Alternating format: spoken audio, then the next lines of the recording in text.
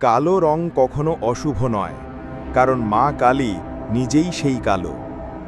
তিনি অন্ধকারের মধ্যে আলো, তিনি ভয়ের মধ্যেও সাহস, তিনি বিনাশের মধ্যে সৃষ্টির সম্ভাবনা।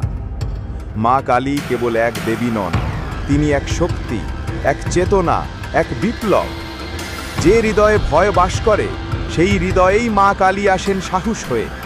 যেখানে অন্ধকার ঘনিয়ে আসে, সেখানে তিনি জাগান দীপ্ত জ্যোতি।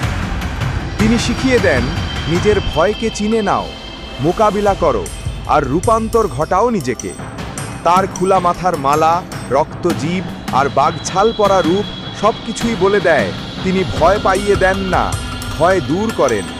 তাই আজও যেখানেই অন্যায়, অত্যাচার বা দুর্বলতা, সেইখানেই মা কালী এক উগ্র অথচ মমতাময়ী শক্তি হয়ে দাঁড়ান।